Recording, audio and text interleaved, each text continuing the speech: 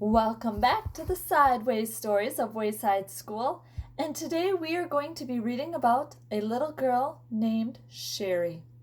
Chapter 4. Sherry had long eyelashes. She weighed only 49 pounds.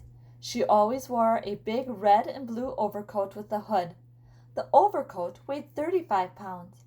The red part weighed 15 pounds. The blue part weighed 15 pounds. And the hood weighed 5 pounds. Her eyelashes weighed 1.5 pounds.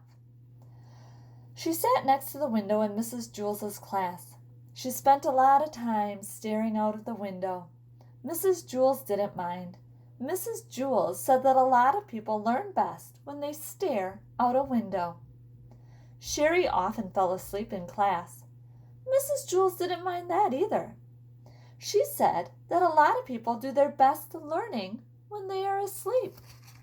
Sherry spent all of her time either looking out the window or sleeping.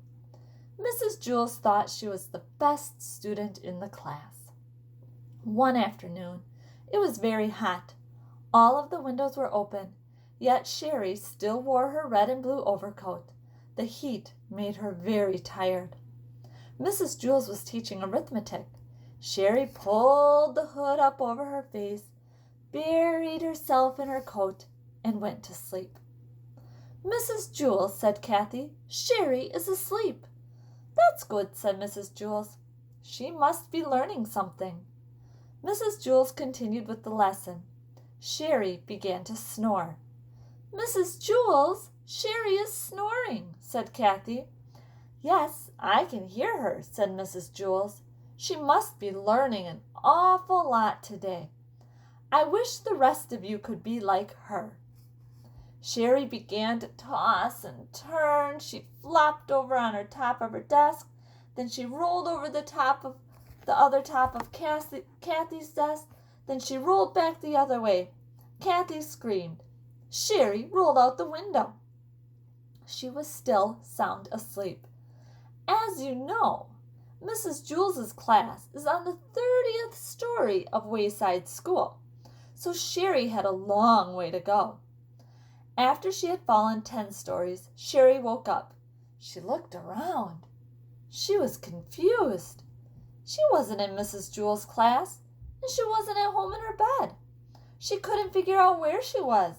She yawned, she pulled the hood back over her eyes, and went back to sleep. By that time, she had fallen another 10 stories. Wayside School had an exceptionally large playground. Lewis, the yard teacher, was way over on the other side. When he happened to see Sherry fall out of the window, he ducked under the volleyball net, hurtled past the kickball field, hopped over the hopscotch court, climbed through the monkey bars, sped across the grass, and caught Sherry just before she hit the ground. The people in Mrs. Jules's class cheered. Sherry woke up in Lewis's arms. "Darn it, Lewis," she said. "What did you go and wake me up for?" "I'm sorry, Sherry," said Lewis. I'm sorry, Sherry repeated. "Is that all you can say?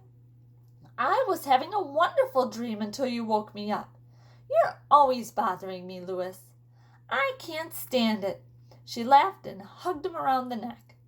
Lewis carried her back up 30 flights of stairs to Mrs. Jules's room.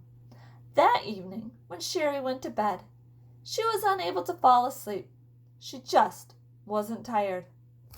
I wonder why she wasn't tired and couldn't fall asleep. I hope that you guys have a great day and get a wonderful night's sleep. Talk to you later, boys and girls. Bye-bye.